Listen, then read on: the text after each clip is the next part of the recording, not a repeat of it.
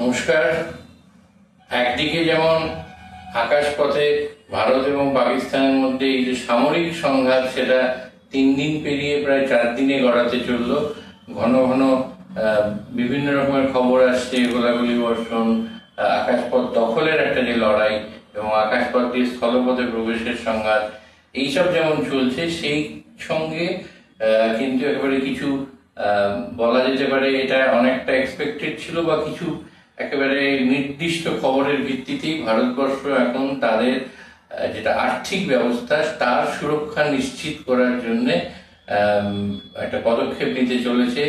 এবং সেই অনুযায়ী অর্থমন্ত্রকের কাছে, অর্থমন্ত্রীর কাছে, কেন্দ্রীয় অর্থমন্ত্রীর কাছে সুনির্দিষ্ট নির্দেশ দেওয়া হয়েছিল। সেই অনুযায়ী উনি রিজার্ভ ব্যাংক সহ অন্যান্য বড় যে সরকারি এবং বেসরকারি ব্যাংক এবং অর্থ ব্যবস্থার সঙ্গে যুক্ত যে বড় বড় সংস্থা আছে, তাদের একেবারে টপ লেভেলের কর্তা ব্যক্তিদের সঙ্গে বসে মিটিং করছেন। মানে সিরিজ অফ পার্লেস বলা যেতে পারে, যে কিভাবে আমাদের আর্থিক ব্যবস্থাকে আরো বেশি সুরক্ষিত করা যায়। সুরক্ষিত হয়তো এমনিও আছে, কিন্তু এই যে উদ্ভূত পরিস্থিতি ভারত পাকিস্তান সংঘর্ষের মধ্যে, তাকে কেন্দ্র করে কিছু খবর আসছে যে এইবার আঘাত ওরা হানতে পারে, সেটা মূলত সাইবার পথেই ভারতের অর্থ ব্যবস্থার ওপর। সেই অনুযায়ী তারা সরেজমিনে যারা অর্থ দপ্তরের অফিসার আছেন, রিজার্ভ ব্যাংকের অফিসার আছেন, তারা কিন্তু বিভিন্ন ব্যাংকের এই সুরক্ষা ব্যবস্থা কে একেবারে নজরবন্দি করে দেখাতে চাইছেন যে এটা যাতে একেবারে নিশ্চিদ্র নিরাপত্তার মধ্যে একটা ঘেরাটোপে থাকে। গতকাল মিটিং হয়েছে, আজকেও হচ্ছে।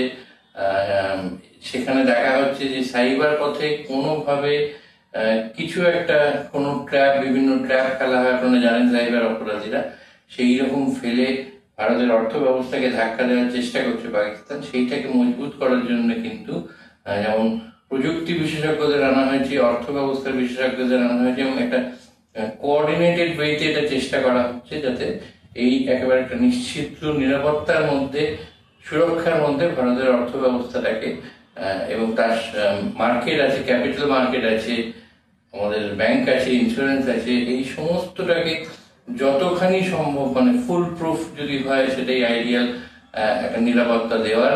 সেই নিয়ে কিন্তু যেমন বলা যেতে পারে, যেটাকে ইংরেজিতে বলা হয় বার্নিং মিডনাইট অয়েল, সেই রকম একটা প্রস্তুতি চলেছে একেবারে সাজো সাজো রক, যাতে কোনোভাবেই পাকিস্তানের দিক থেকে আমাদের অর্থ ব্যবস্থার উপর কোনো আঘাত, যেটা সাইবার পথে আসার একটা আশঙ্কা রয়েছে বা হয়তো কিছু খবরও আছে, সেটা না আসতে পারে।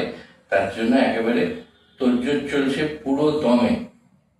সেই সঙ্গে আর একটাও যেটা এখনো হয়তো একেবারে খুবই ন্যাশনসে আছে, মানে একেবারে গোড়ার দিকে, যে যেগুলো অন্যান্য যেগুলো পাকিস্তানের অধীনস্থ শহর ছিল, সেই শহরগুলো যেমন একটা পাকিস্তানের থেকে বেরিয়ে এসে স্বাধীন হওয়ার একটা সোচ্চার হচ্ছে, দাবি উঠছে, সেইগুলো যদি সত্যি সত্যি ভারতবর্ষের সঙ্গে তারা মিশে যাওয়ার একটা দাবি জানাচ্ছে। যদিও সেগুলো অনেক পরবর্তী পর্যায়ে আসবে, কিন্তু এখন থেকে মাথা রাখা শুরু হয়েছে যে তার কিন্তু একটা সুদূর প্রসারী প্রভাব অর্থনীতির উপরও পড়বে।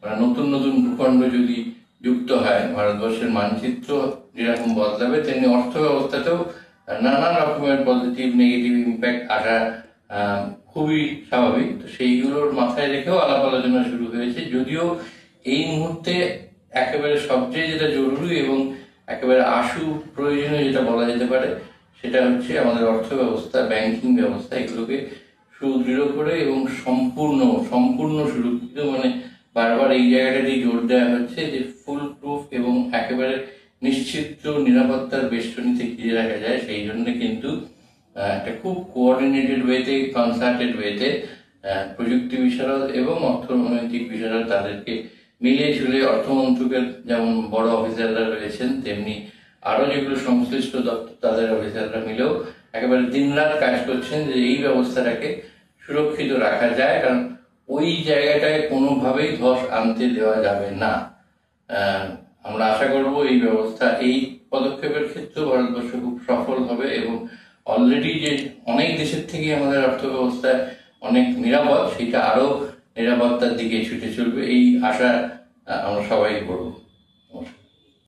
আনন্দ আর ভালোবাসার দীপ্তিতে গড়া সমুজ্জ্বল পরমা, ঠিক তোমারই মতো। শ্যাম সুন্দর কোম্পানি জুয়েলার্স, আগরতলা, উদয়পুর, ধর্মনগর, কলকাতা।